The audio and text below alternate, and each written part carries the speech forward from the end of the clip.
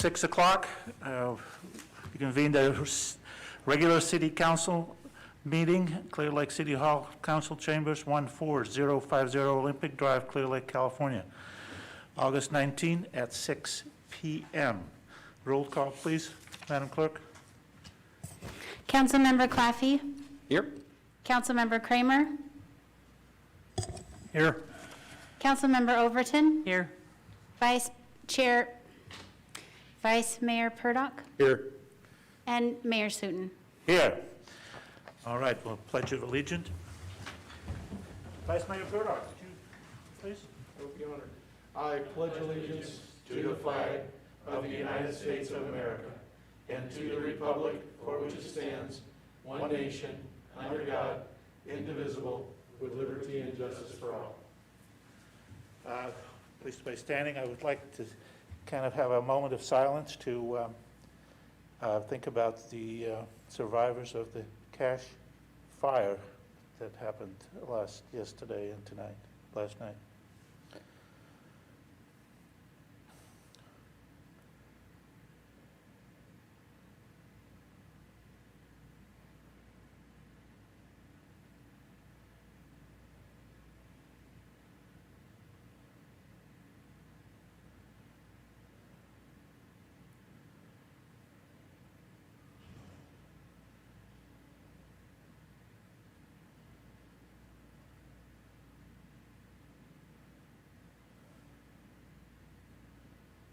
All right, thank you. All right, we'll go to the adoption of the agenda, but I want to move that to add an emergency item to tonight's agenda. It's the resolution of the City Council of the City of Clearlake ratifying the existence of a local emergency as proclaimed by the Director of Emergency Services and request the Governor to proclaim the state of emergency for the City of Clearlake due to the cache fire. Can I have a second, please? I second that. I have a motion by Mayor Slutin and a second by Vice Mayor Purdock. Have a roll call vote, please. Councilmember Claffey. All right. Councilmember Kramer. Aye. Councilmember Overton. Aye. Vice Mayor Purdock. Aye. And Mayor Sutton. Aye. I move that we address this as our first item on the agenda. Besides this, are there any changes to the agenda? Other than we're not going to have a report from animal control tonight or any adopted like that. Okay, thank you. City Manager Flora, would you address this resolution Yes, thank you. The agenda? and put it, Excuse me. Do we want to approve the agenda? Do we want to approve the agenda? Make a motion to approve the agenda as submitted with the adjustments mentioned. And I'll second that. A motion by Vice Mayor Purdock and a second by Councilman Kramer. All in favor? Aye. All right. We'll suggest that we take this resolution 2021-44 as the first item before the presentations. City Manager Flora. Yes, Mr. Mayor, members of the council, so as you're aware, the cache fire broke out in the city yesterday afternoon. And after it started near 6th Street and Cache Street in Clearlake, and after a fierce fight, most of the fire was contained into the evening hours. Still a lot of spot fires and whatnot today, but we have a little over 80 acres were scorched, and we lost a total of 137 homes, Oh my gosh. or 137 structures, including 56 homes and 158 vehicles. And we can go into more detail on this in discussion if you would like, but due to the severity of this, the number of homes lost, in my authority as a Director of Emergency Services for the city, I declared a local emergency last night about 9 p.m. And so the City Council, as you know, has 7 days to ratify that declaration, and you can do that through the resolution that's before you tonight. So with that, that's my brief introduction, and we can address any questions that you have about related to the proclamation or the fire. Any questions from council to Vice Mayor Purdock? Mr. Flora, I was curious, in past fires where we've had something like the Mendocino Complex, or the evening we had the Sulphur Fire along with Napa and Sonoma counties, FEMA was involved and they incorporated all those fires into one. I'm wondering if they would consider that with Dixie and the other fires currently burning in California to bring federal dollars to help us aid those victims. Well, that's a great question. At this point, it's not looking likely, but we are, asking if that's possible. At this point, there really haven't been any state resources that have been freed up in support of this fire, but we are, lobbying actively for that. We do have a call tomorrow with both our senator and assembly member about just that, and so we don't know. I know both of our supervisors that represent Clearlake have said that in the forums that they're engaged in, they're going to try to make that very argument that maybe it could be added into a larger complex, and we could access additional, perhaps federal and state resources for recovery efforts. Great answer. Thank you, Mr. Flora. Councilman Kramer, any questions? I have no questions. I understand the proclamation perfectly. Okay, Councilwoman Overton? Councilwoman? All right, we'll open it up for public hearing. Do we have any comments from the public on this item, either here or on Zoom? There are no hands raised on Zoom, Mr. Mayor. Okay, if there's none, we'll close the public hearing, bring it back to the council. Mr. Mayor, I'd like to make a motion to approve resolution number 2021-44, read by title only. A resolution of the City Council of the City of Clearlake ratifying the existence of a local emergency as proclaimed by the Director of Emergency Services and requesting the governor to proclaim a state of emergency for the City of Clearlake due to the Cache Fire. Okay. We have a motion by Councilman Kramer. We have a second by Councilwoman Overton. All in favor? Aye. Okay, we'll move on to the rest of the agenda.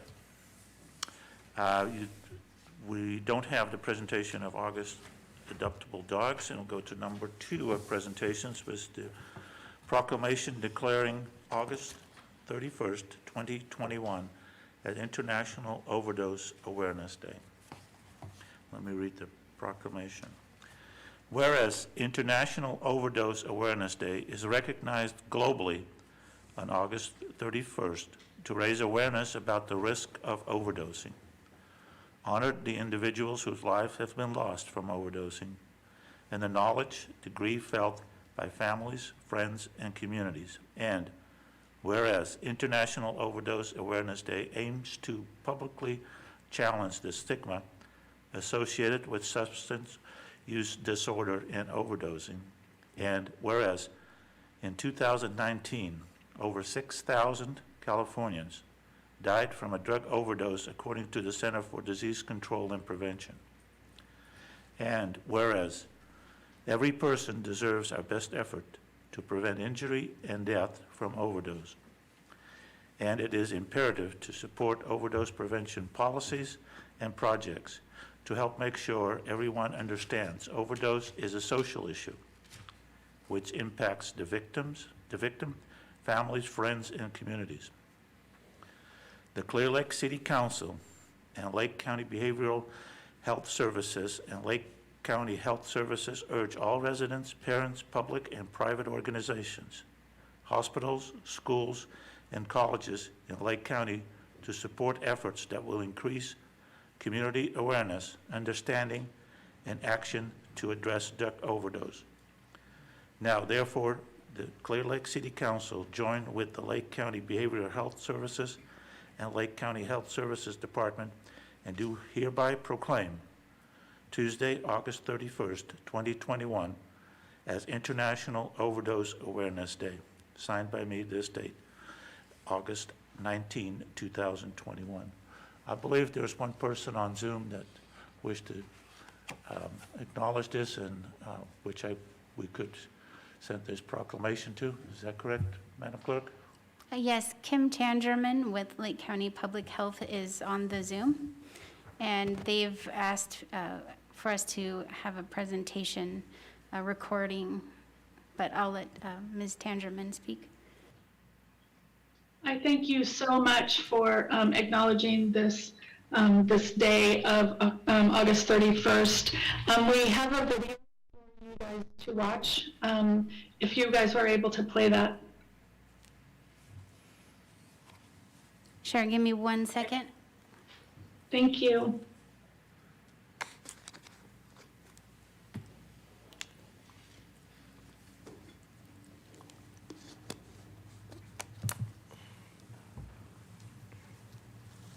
Hello, my name's Bob Gardner. I appreciate you allowing me to do some public relations work for addicts and alcoholics. My credentials, I've been a California physician for 47 years. I've lived and worked in Lake County for the past 22. Over the years, I've been medical director of many of the social model and medical model programs in Marin, Sonoma County, Mendocino County, and Lake County. So I've been able to follow substance abuse issues in our county for the last 47 years, because that's where people would end up. Currently, I run the substance abuse program at Adventist Health over in Lucerne, and we get a lot of the referrals from the 2 emergency rooms. I'm also medical director of Hilltop Recovery, which is the only residential program in town. My mission today is to help our community leaders see the suffering human being when they look and talk about addicts and alcoholics. Addictions is an equal opportunity disease. It's just not in our lower socioeconomic groups. I've seen people in Marin, Beverly Hills, where they put Mercedes convertibles and thriving businesses in their nose and in their veins. It's a disease that affects almost every family in our county. Every family has an uncle or a child or somebody who's an addict or an alcoholic. So it's not just the ones who have the disease, it's everybody around them, including neighbors. This is something that's out there. It affects just about every family. I've treated a lot of the families of the community leaders over the past 47 years. So it's something that people may not want to talk about, and there's not a strong voting bloc, but each community leader represents the recovering addict and really all their family. The biochemistry of addiction is related to the neurotransmitter dopamine. And this is a neurotransmitter that is essentially in charge of motivation. It helps you get up, it helps you find food, it helps you reproduce, it helps you get place to live. If your dopamine is low, you can't get out of bed, you have no motivation, you just feel blah. That's a medical term. So what happens when people use, most of the drugs are going to elevate dopamine. Things like methamphetamines can raise dopamine levels 20 times normal. So you could see the attraction there. What happens though on subsequent uses, that dopamine level keeps going up, but nowhere near where it went up the time before. So it might be 90%, 80% of where it was the first time. Eventually, a person gets down where it may be 10, 20% below normal. So unless they use to get that dopamine back up, they're sick. They're exhausted. And this is where the craziness starts. This decreased dopamine level is when a using addict will rob our house, take our TV set, go crazy, and be hustling in an emergency room. This is where they'll sell their mother's jewelry, because they're not necessarily trying to get high. They describe it as getting well, and it corresponds with their dopamine. So emergency room and doctors' offices often see this desperate behavior from the dopamine lack. This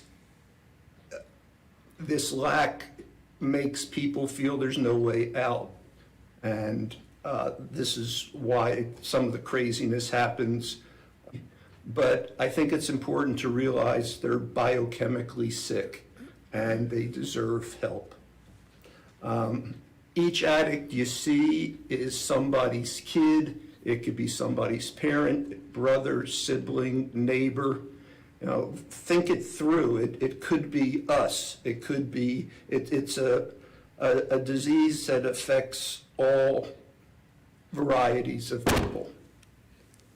Sometimes we have genetic predispositions, so some family, instead of running high in heart disease or high blood pressure, they have a large component of family members that have addiction and alcoholism. Sometimes people, like some of our veterans or people who get in accidents, are started on pain medicines by doctors, and that gets their addictions going. Some drugs are so powerful that you use it a few times and then you're addicted. The good news about substance abuse and addictions is that people can recover. They can become doctors, lawyers, counselors, and even politicians. So I think that as politicians, it's good to remember that there's a large silent voting bloc that you represent, and they deserve respect and caring. I think as we treat addictions better and better, our health dollars will go further, and I think the human suffering will decrease. I was on an economic group 20 years ago for Lake County. One of the biggest things was the concern about drug addiction, and it kept some businesses out of the area. So I think by recognizing the problem, giving it courtesy, we're going to help our community in a lot of ways. When people come to my office, I do the doctor things. I listen, I poke them, I draw blood, I order medications.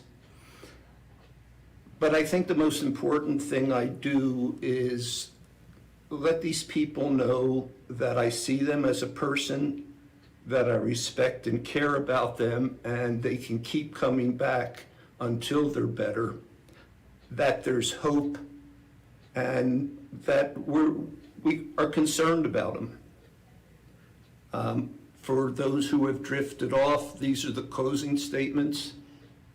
My request is that you, our elected officials, understand the biochemistry behind the changes in these people that we call addicts, and that we see the human being in the suffering addict, and we treat them with love and respect. Thanks for your attention.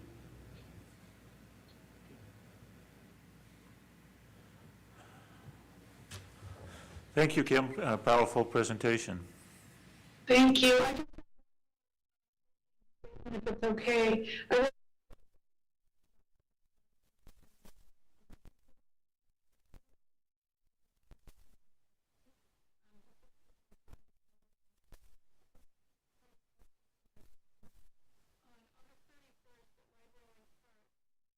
in collaboration with public health, tribal health, behavioral health, and other agencies tabling there, we're going to have an event, an international overdose awareness event.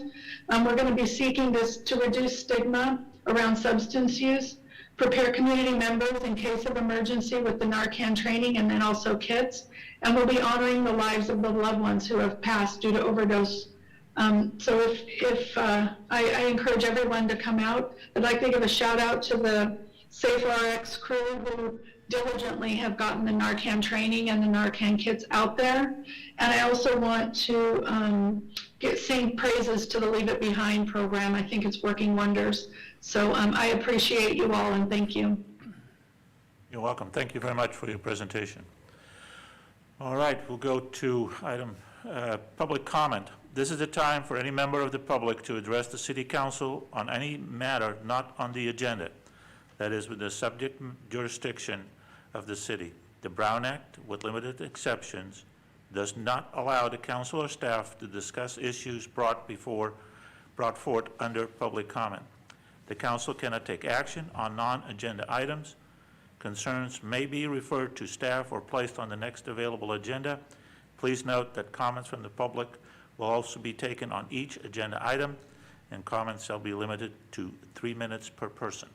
Do we have any from the public here that wants to make some comments? If not, anybody on Zoom wants to make a comment? Madam Clerk, anybody? There are here? no hands raised on Zoom, Mr. Mayor. All right. Then we go to the consent agenda. Any of the council wants to pull an item? If not, can I have a motion to approve the consent item? So agenda? moved to approve. Second. Okay, we have a motion by Councilwoman Overton and a second by Vice Mayor Purdock. All in favor? Say Aye. Aye. Mr. Mayor, Yes. we should have allowed public comment on the consent agenda. Oh, sorry. Any from comic wants to pull an item on that? Madam Clerk? So, I went too fast, sorry. There are no hands raised on the Zoom, Mr. Mayor. So we close that, and won't the motion still count? Okay, very good. We'll go to item number 8, new business. Item number 8 is consideration of approval of a purchase and sale agreements for approximately 11.28 acres of property located at 6885 and 7110 Old Highway 53, Clearlake, from the Burbank Housing and Development Corporation. Mr. City Manager Flora, could you? Yes, Mr. Mayor, members of the council. So we have a fair amount of detail in the staff report. I won't go through all of it, but I will say that, as you know, the city's been intending to develop this property as a retail center for a couple of years now. And this particular property was initially part of what the city purchased from the county, and then was sold and developed as a water park, as you know. And through a series of events that ended up in ownership in 2017 by Burbank Housing Development. So they're an affordable housing developer out of Santa Rosa. And they do basically only Sonoma County projects. And so I contacted them at one point, just kind of trying to see what their intention was of the property. They had no interest really in doing any project up here. And so discussions led to the ability for the city to purchase this property for $1 million for the 11 acres. I think if you look at this property and the overall opportunity, particularly in combining it with the existing approximately 28 acres that the city has, it really provides a lot more opportunity for a large, high-quality development. And with the level of interest that we've been able to attract at this point, we feel confident that we'll be able to develop this entire area. And so, we're recommending that the city go ahead and move forward with the purchase of this property. And with that, I've just tried to address any questions that the council or public may have. Okay, we have any questions from the council? No, sir. No? All right, we're opening up the public hearing. Any from the public here wants to make comment on this item? If not, anybody on Zoom wants to comment on this item? There are no hands raised on the Zoom, Mr. Mayor. All right, and then we'll close the public hearing. Can I entertain a motion? Or we have more discussion on this item? Make a motion? Mr. Mayor, I'll make a motion to approve the purchase of 11.28 acres located at 68, 85, and 7110 Old Highway 53 for development as a retail center. Okay, go ahead. Okay, we have a motion by Councilman Kramer and a second by Councilman Claffey. All in favor, say aye. Aye. Okay, we'll move on to item number 9, consideration of resolution approving an application for the CDBG CV home key funding for rehabilitation work at the Hope Center. City Manager Flora. Do you need to excuse? Can. I don't know if you want or not, that's a, Yeah. Mr. Mayor, I'll just recuse myself because I do work in conjunction with Hope Center. Okay. Okay. Just wait till he steps out.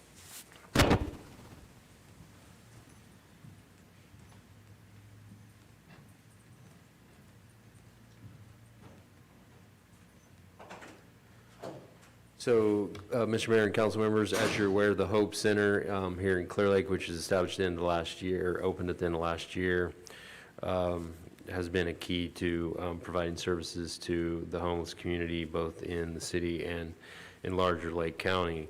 In addition to, there were a variety of funds used to get that center up and going, some of which came through CDBG home key funds. That was a result of the funds made available by the state for the COVID pandemic. And so they were awarded grant funds that were able to complete the construction and get that center open. There's a few additional items that they're hoping to accomplish there, and so there's an additional round of that pot of funds that wasn't expended that they have access to. And so this is primarily done through Adventist Health and Hope Rising. Now, neither of them are eligible for CDBG funds. It has to be a government agency. The first time, the County of Lake was the sponsor of that program, and at some point, they didn't express an interest in this second round of funding, being a partner on that. And so they came to the city and they said that we'd be happy to help sort of facilitate this. So what you have before you is a resolution approving their application for funding and then allowing me to execute a grant agreement related to that. Now, a few things I want to point out. They're asking for $1 million. And this would cover a number of things. What they're primarily focusing on is creating essentially like a microgrid project there with generator backup and solar and batteries, so that the center is pretty much entirely resilient. And then the first part of the project didn't include curb, gutter, and sidewalk improvements, which are a requirement of the city for this type of project. And so this would cover installing those public improvements as well as some street lighting at the site. Now, Hope Rising and Adventist Health is handling pretty much all of the background work on this. We're basically acting as a pass-through.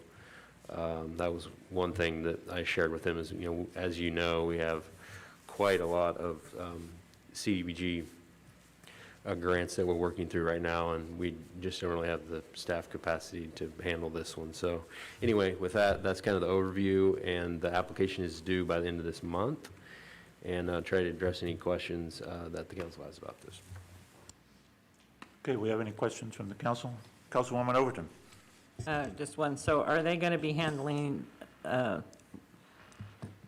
financially reporting this to the, or are they going to give us information and we have to report it? Yeah, I think we're still going to be responsible. They have contracted with some type of CDBG consultant, kind of like we do for our project. So I think city staff will just have to review their reports and then submit them. So, yeah. I just want to make sure that we're not going to be getting too much into this. Definitely understand the concern. Councilman Kramer, any questions? No? No. Councilman Claffey? All right. If not, we'll open it up for a public hearing. Anybody from the public wants to comment on this item, either here or on Zoom? Madam Clerk? There are no hands raised on Zoom, Mr. Mayor. Okay, then we'll bring it back to the council and entertain a motion. Yes, Mr. Mayor. I'd like to move that we approve the application for funding for additional improvements at the Hope Center from the Community Development Block Grant Coronavirus Response CDBG-CV program. We have a motion by Councilman Kramer and a second by Councilman Claffey. All in favor, say aye. Aye. Aye. Very good. Last item. Madam Clerk, could you see if Councilman, Vice Mayor Purdock is around to get him back in? I texted him, but Oh, okay.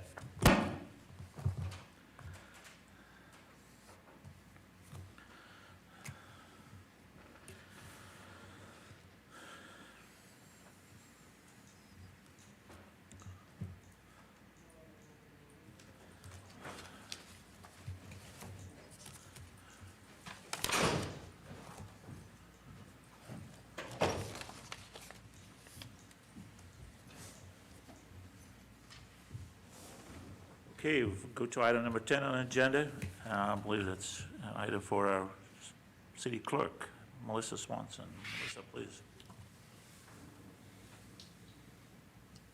Thank you, Honorable Mayor and council members. At the annual League of California Cities Conference, attendees will hold a business meeting where the proposed resolutions are voted on to determine the League of California Cities' stance on certain issues in the upcoming year. These are policy resolutions on issues of statewide importance and are of broad municipal interest. This year's General Assembly and business meeting will be held during the annual conference on Friday, September 24th. The City Council appointed Councilmember Overton as the delegate and Councilmember Kramer and Vice Mayor Purdock as alternates. There are two resolutions for consideration at the annual conference this year. The information on the resolutions was included in the staff report. The first is a resolution calling on the state legislature to pass legislation in regards to distribution of the Bradley Burns 1% local sales tax.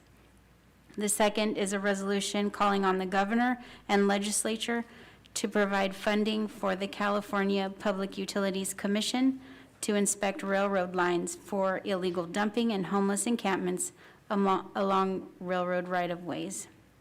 So it's appropriate for the council to discuss the proposed resolution and give direction to the conference delegates at this time. Okay, any questions for staff on this item? Councilman Kramer? Councilman Claffey? Councilwoman Overton? I just kind of want to express that we did have a division meeting here, and there are quite a few different bills that have, that are going to be coming up and may or may not go through legislation this month. So I actually have a video that I'm going to, or a PowerPoint that we did that I'm going to make sure you guys all have.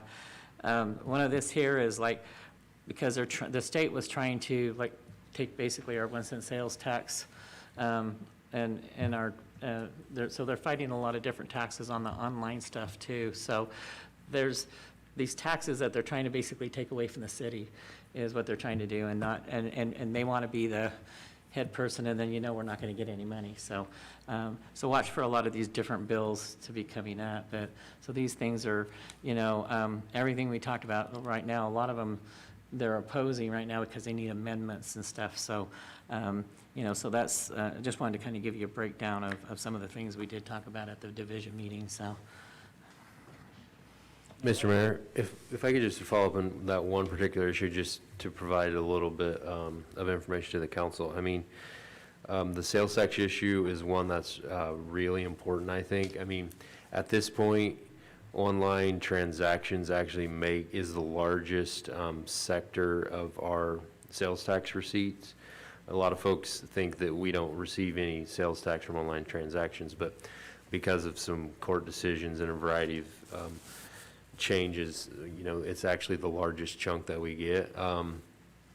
And what they're trying to do is some of the larger municipalities that primarily have Amazon distribution centers within their jurisdiction.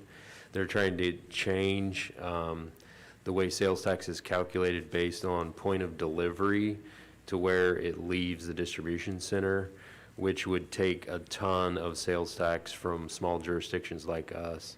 And then, of course, enrich larger jurisdictions, which generally have a lot more tax revenue to operate with anyway, so. So it's okay for my wife to order at Amazon, is that what you're saying? Okay, I got it. At this point. If you can't find it locally, yes, but it does, online transactions, in large part, we do receive sales tax benefit from. All right, do you have any questions for staff? No, sir. Councilman Kramer, Councilman Claffey, Councilwoman Overton? That's it. All right. Do we need to give directions to the delegates from this point? I think it's very clear opposing the change in the way Amazon, quote, tax is being. Yeah, I would agree. I would hate to see it go to a model where cities with distribution centers are overly compensated. I think our delegates know what their position is on all these items. I would believe so. All right. I Mayor, think you Yes. need a vote. I just want to be sure that there's a clear consensus. I understand there's a consensus for the Bradley Burns resolution. Is there also a consensus to support the railroad illegal dumping awareness resolution? Well, since there are no railroads in the county, I don't really think that's an issue here. Well, but we do support the league's Still have action to, on that. yeah, you still have to tell us what you want, how you want to vote. So. Well, we'll leave it up to I trust you to do this, so. Well, is there any questions? Well, any more questions? If not, open up the public hearing. Any questions from the public or comments, or on Zoom, Madam Clerk? There are no hands raised on Zoom, Mr. Mayor. Go I guess I ahead. have one question about the railroad piece. Would allocating funding to what they prescribe here take away from any critical services that impact Lake County or Clear Lake? Not that I know. They didn't seem to think that it was going to impact any of our rural areas. Our division did not think it was going to impact anything. So. Okay, thank you.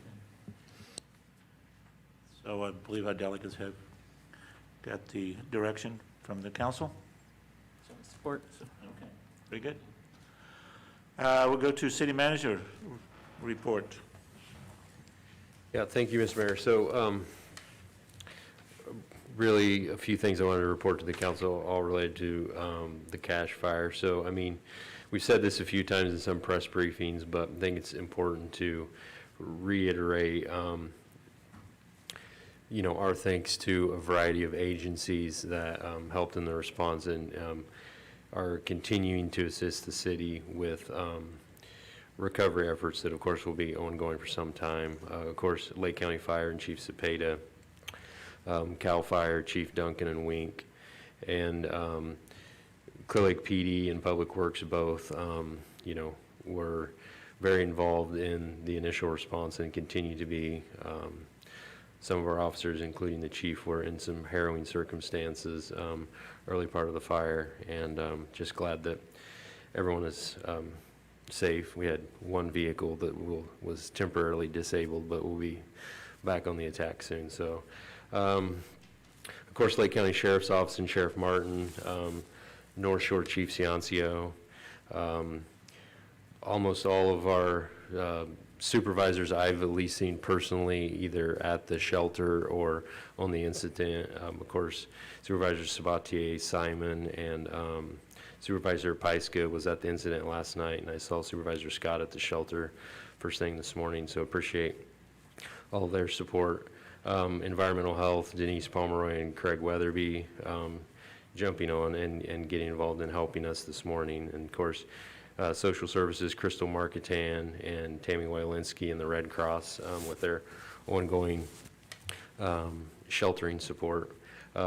Carol Hutchinson, CAO, is helping with coordination and trying to identify short-term housing options for those that are going to be displaced that have lost their homes. And of course, on this incident, we weren't able to use the senior center as an evacuation shelter, but Kelseyville School District and now Twin Pine Casino have stepped up to help support our residents and those of Lower Lake.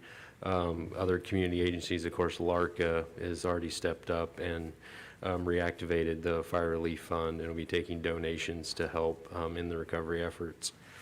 And then finally, Assemblymember Agar Curry and Senator McGuire, both their offices have been very active in trying to help lobby on the city's behalf for a lot of support. We have a call, I think I might have mentioned earlier, with them tomorrow to discuss some more specifics about what we'll be able to do. But at this point, without their support, there's unlikely to be any federal or state aid coming as a result of this incident. The initial damage assessment has been started. It's due. We have a series of things we have to submit to Cal OES by Wednesday of next week. I mentioned some of the overall numbers earlier on structures, 56 homes, as I mentioned, and then 81 outbuildings or accessory homes, and then 158 vehicles. There was a lot of vehicles related to a couple of problem properties out in the area, as I'm sure most of you are aware. So a few things to be aware of. Environmental Health did an assessment, and there's no, at this time, industrial scale waste as part of this, but a lot of household hazardous waste, a lot of monitor heaters, propane tanks, other things, and then just the burning of the mobile homes and all the vehicles. There's a lot of ash that contains heavy metals. Because of the proximity to Cache Creek, we're certainly concerned about that getting into the watershed. And so, there are some drinking water sources nearby. The Cache Creek Mobile Home Park actually has its own water system, and it's in the process of being taken over by Canocti Water District, but that water system was destroyed. And so while there were only 1 or 2 homes destroyed in that mobile home park, there is no water there. But I talked to the general manager of Canocti Water this afternoon, and they are working on an emergency tie-in to their system to be able to provide water, at least a minimal amount for those folks that hopefully we'll be able to repopulate at some point soon. And then they'll be continuing to improve that connection as they move forward. There's, I mentioned kind of a problem property. There's what we would kind of call an unofficial wrecking yard in the area that has large number of vehicles with unknown pollutants on site. So we have requested a hazmat team from Cal OES, and we're told that that's going to be provided to us. We just don't know when they're going to be coming and helping us out. One of the things that we need to do is, in particular, because of some of the high winds, a lot of the ash has been blowing into the creek, and there's some concerns about that. They have some treatments that they'll be able to do once they make it on site, but our Public Works Department has used our water truck out there to keep a lot of that area damp near the creek to minimize additional ash blowing into the watershed. There's not really much water in Cache Creek right now, but of course, if the pollutants are in there, it's going to travel all the way down, and of course into Yolo County as well. Because of the large number of vehicles and the need to do some towing and things, as you know, we've done a lot of towing over the last several months, and our yard capacity is basically 0. And so just letting the council know that we're going to need to do an emergency contract related to that to get some of that stuff cleared out. And we're looking at what type of additional enforcement activities we may need to do in the contaminated area. We're also concerned about, there were a few pockets of homeless folks that were out in that general vicinity, and we're concerned about the level of pollution and any folks moving back into that area, notwithstanding additional fire danger related to that activity. And so we'll be looking at what tools we may have available to deter that type of repopulation. I guess as far as recovery resources, we're trying to get more information, but our understanding at this point is that few of the property owners that had damage actually have property insurance. And so, that's going to be a problem for the recovery efforts. We're trying to do more research on that. But it does strengthen our chances of getting state resources, I believe, if that's actually the case. And so we'll be talking a lot about that as we move forward. So any information from evacuated folks at this time related to recovery and things is all handled through the shelter at Twin Pine Casino. At some point, we'll probably be shifting that information through the city and helping provide that. But there are a lot of folks out there that have offered any type of assistance. I just want the council to know that I've heard an outpouring of support from, as I'm sure all of you had too, but a lot of the contractors that the city works with regularly are offering donations and any other type of things that they can do to help. So very pleased with, how the community is already stepping in and help supporting, again, a disaster like this. And just, we're going to keep, because of the, it's a large disaster for us, but based on the thresholds for state and federal declarations, it's unlikely to meet those thresholds. This is going to make it more difficult for us to help in the recovery efforts, but we're going to fight any way we can to bring those resources down and help the folks that were impacted. And I guess the only other thing, we did have, I would just say that we're pleased, if you didn't hear the press conference earlier, that at this point we're not aware of any loss of life, which was a big concern based on the rate of spread and the kind of the concentration, particularly in the 2 mobile home parks. So normally we wouldn't probably entertain any questions, but I think because of the situation of emergency in the city right now, I'd try to address any questions that the council may have. Any questions? If not, we'll go to count. You have any questions? All right, we'll go to. Is power restored in the area, or are they still working on that? I think some power was restored in Lower Lake, but yeah, it could be sometime. I don't know if Chief White has heard an assessment. There was a large amount of PG&E infrastructure that was damaged, so I haven't heard an ETA on what they're thinking. Chief Cepeda said Friday or Saturday. Good evening, Mayor, members of the council. I just got an update. That's why I stepped out from Chief Cepeda. And they're looking at Dam Road potentially being reopened Sunday, and that relates to the infrastructure. So I don't want to speak for PG&E, but I know they're trying to, there's a lot of infrastructure repair to be done. So incrementally, stuff will start to come back online. Thank you. Okay. All right, we'll go to council reports. Councilman Kramer. Thank you, Mr. Mayor. I want to repeat, I won't repeat them, but certainly I'm grateful to all of our first responders, all of our city staff that have been involved for the last 2 days in this tragedy. They did a great job, and sometimes it at great peril, as City Manager Flora indicated with the one vehicle that barely got out. So I think you did a great job. Again, it's a Lake County indication of Lake County strong. I toured the area today with Sheriff Martin and Supervisor Sabatier, and it's total devastation. It's going to take a lot of work. I hope that we do get all of that funding. that we can from the state, because we're going to need it.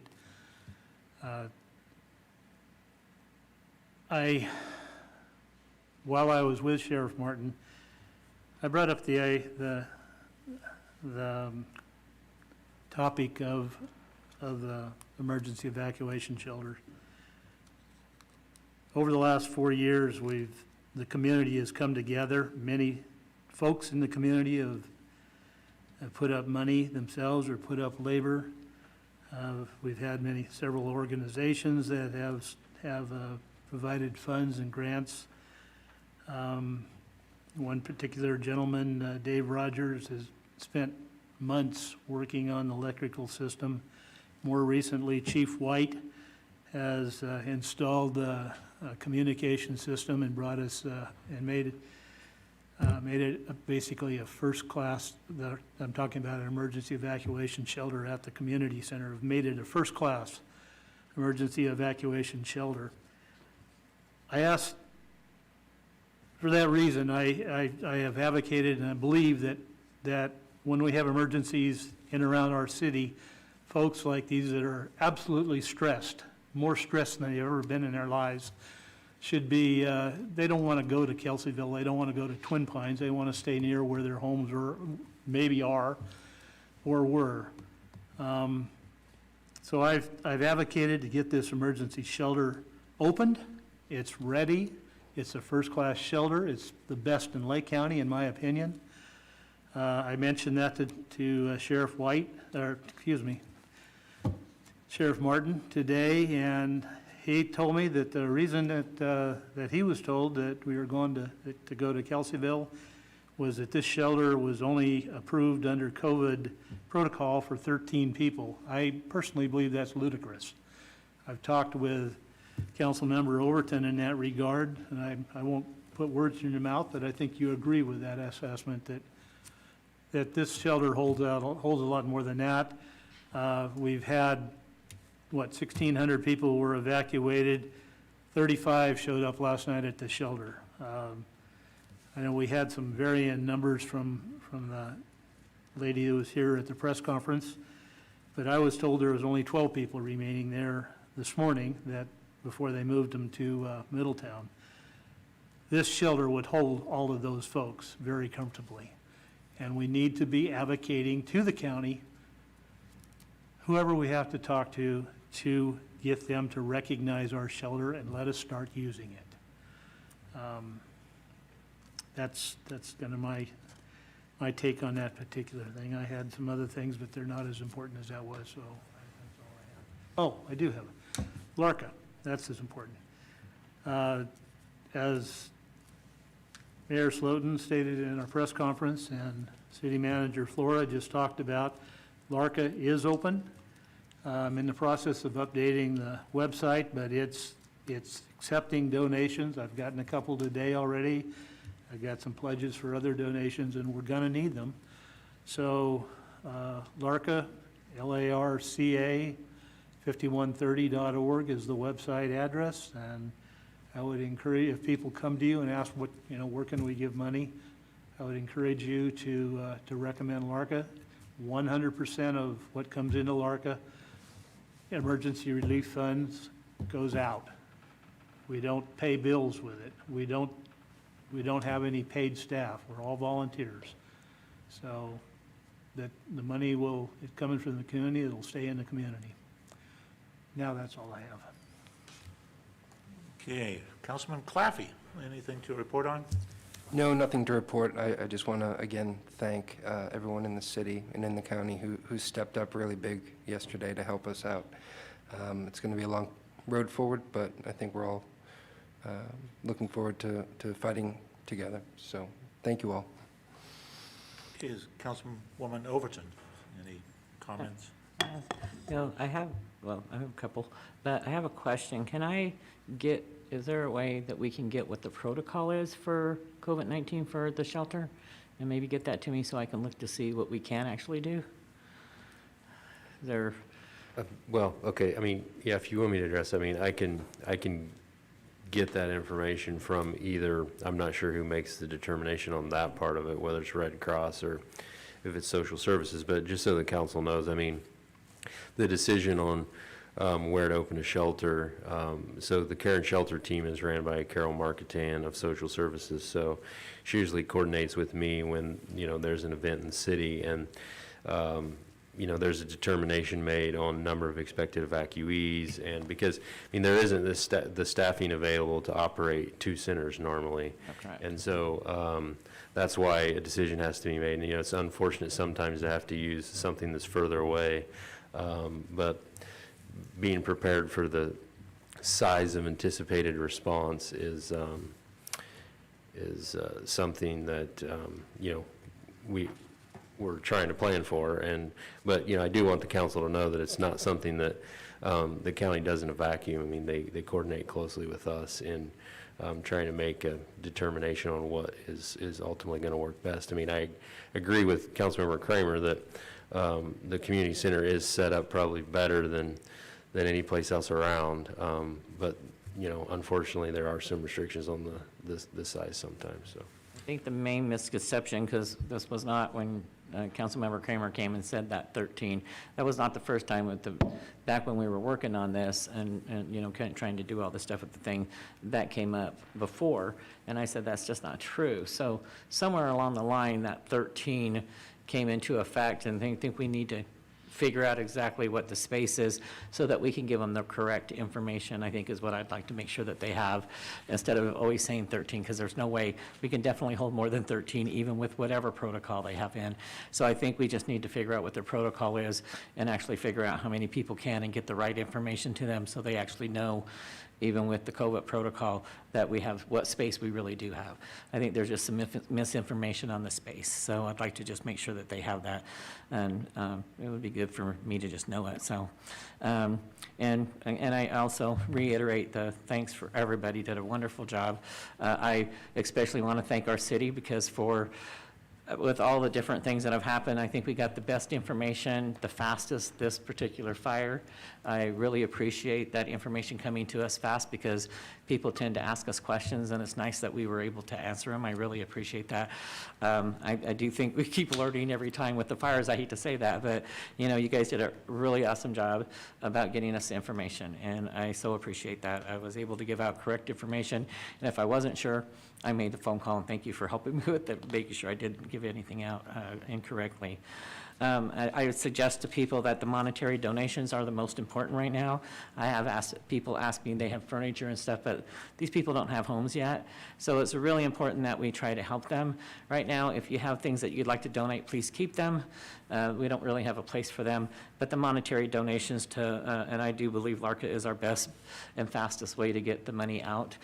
They were a great group for me to work with before, and they helped the senior center when we were in desperate need when the COVID hit, and they were quick in action, and 100% of the money goes back to the people. So I really do think that it would be nice to just support our local organization who gives back to our community. So I suggest the monetary donations, and please hold on to everything else and just watch for Facebook. If people need something, they'll put it on Facebook. So so I really appreciate all the help though that people have come to me and offered. So I really do think that's wonderful. We always come together.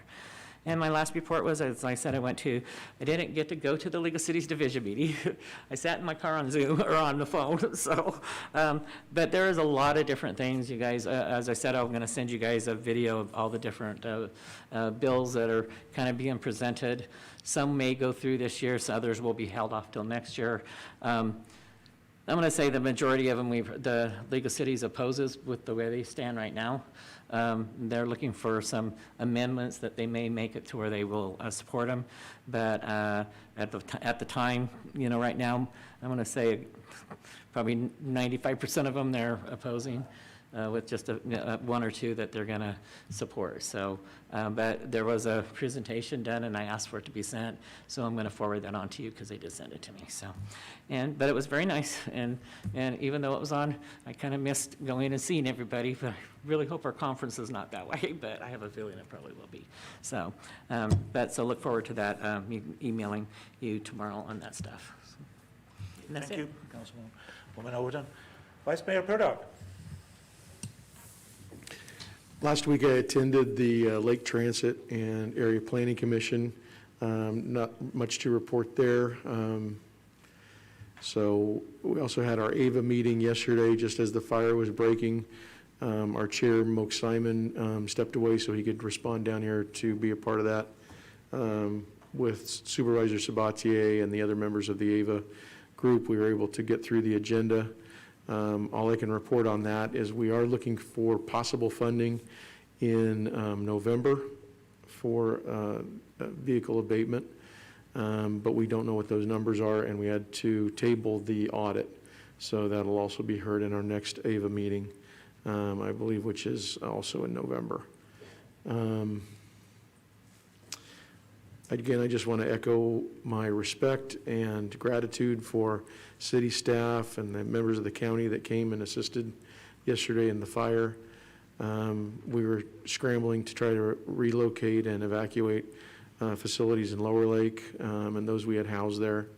So it was pretty chaotic, but again, thank you to City Manager for the updated briefing notes. I did speak with Ms. Marketin about the shelter, and she again echoed the number of people limited there, but I think other consideration was the fast-moving fire was headed toward Highway 53, which kind of shut off that evacuation from Lower Lake, but I think that was also a concern. And I know they also look at proximity of the event to the evacuation center. Again, not making opinions, just sharing what was shared with me. That concludes my report. Okay, thank you. I toured the fire things last night when it was getting dark, and it reminded me of when my wife and I escaped on North Drive and Sulphur Drive, the sulfur fire. So it brought back some memories, and I feel for all the people that lost their places there. I had one comment, really, that quite a few people called me and asked, well, which zone am I in? And that's an issue that needs to be a little bit better addressed by whomever that does that, because people don't know. People just don't know what zone they're in, and where is zone this? Well, I don't know. So it's hard to, a lot of people depend on their cell phone to look at all this stuff, and it takes forever to load that map on your cell phone. So it's a little bit, it needs some work. That's really the only comments I have, so. All right, if no other future agenda items.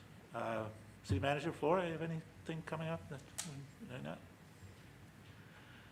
I think we have a few things coming up, but nothing that we need to mention now, I don't believe. Okay, we have any future agenda items from the council here? If not, we adjourn to closed session.